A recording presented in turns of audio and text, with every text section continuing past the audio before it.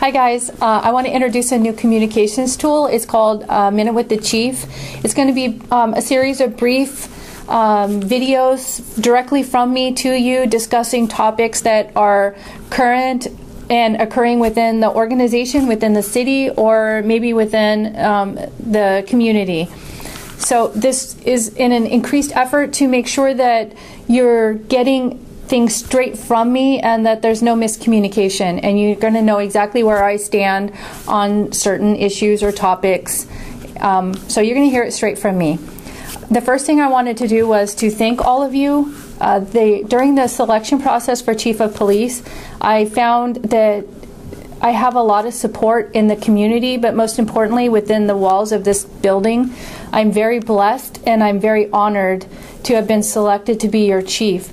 And I just want you to know I truly appreciate all of your support, and it makes my job easier knowing that I have you guys backing me and supporting me and encouraging me through this process. So thank you very much. I'm going to do my best not to let you down. Again, I'm very honored to be your chief. So most of you probably don't know how I got here. I came to be in Yuma through the military. One thing the hardest thing I guess was that I didn't have any family here. So growing up in this organization, you guys became my family, and I think of all of you as my family. So please understand that you guys are very, very important to me, and I'm going to do my best. So I started my career here in 1992. I started as a dispatcher. It was great. For those that don't know much about dispatch, it was a fabulous time. But I did know that eventually I wanted to become a police officer, so in 1995 I went to the Phoenix Regional Police Academy. I'm going to be very brief about my career, is that I worked in pretty much every area within the police department. My main focus, or my main time, was spent on patrol on midnights. So shout out to my midnight guys who I don't get to see very much. I just want you to know that I appreciate you keeping our community safe and keeping me safe while I'm sound asleep. So I know that the rest of the department feels the same way. You guys are amazing, and I truly appreciate you being out there. So early on in my career, about the time when I was a field training officer and when I went to patrol sergeant, I realized that I wanted to promote within this department. And at that time I started going to school. The reason I'm telling you this is because I want you to make sure that if you want to promote and you want to be a leader in this organization, that you go to school, get your education, so that you are in the right position to move forward and lead this organization when the rest of us have retired. I ended up going to AWC and NAU, and at NAU I got a Bachelor's of Science in Business Management. So one of the topics that I wanted, well, actually the first topic that I want to discuss with you is fairly controversial. First off, I wanted to talk about the awards banquet. I appreciate everyone that came out. If you couldn't come out, I'm sorry you missed the awards banquet. And I would like to congratulate the recipients of all of the awards. Job well done. For those that didn't receive an award, what I want you to know is that I truly appreciate your work and effort.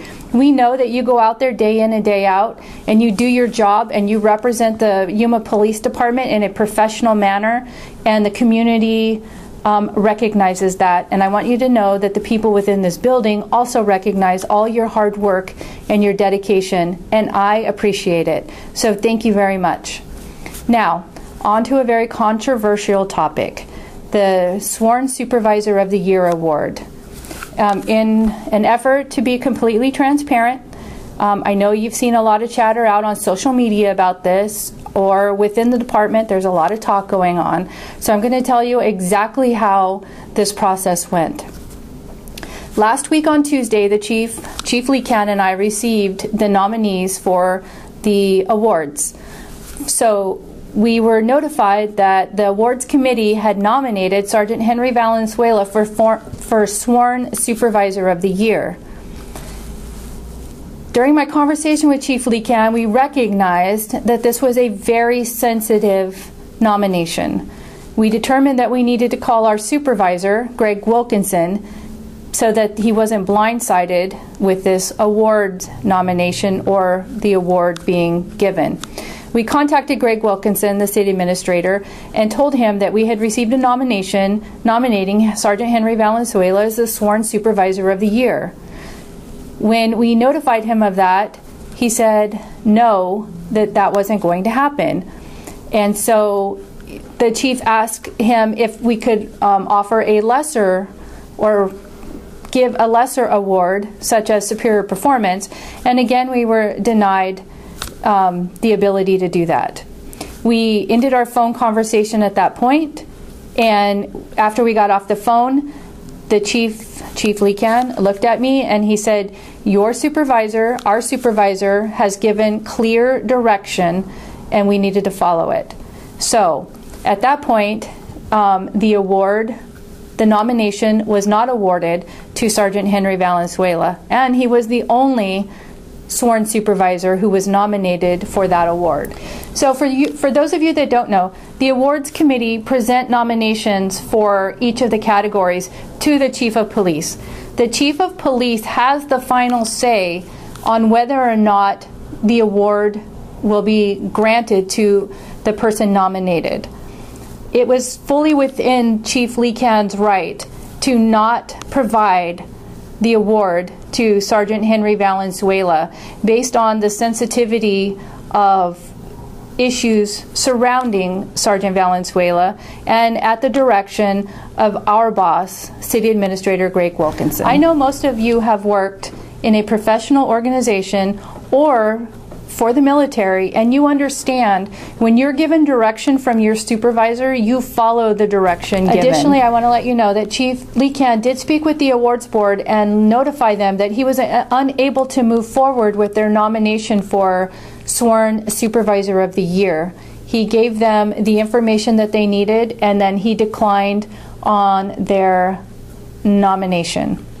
So at this point, the decision has been made. It's final, and I would like to encourage all of us to move forward and put this behind us. The most important thing is that we move forward together and we face all of these head-on together as a team, united. So I just want to let you know that this is not the last time you're going to hear from me. You're going to hear a lot more from me. Sometimes it's going to be fun topics, and other times it's just going to be informative, and there's going to be exciting things. We have a lot of projects that we're working on. I'm excited to bring you updates on those projects, and I'm just excited to communicate with you and let you know where I stand and let you see my face and know that I'm here. So we're going to wrap this up this time, and I will see you guys again soon. Take care of each other.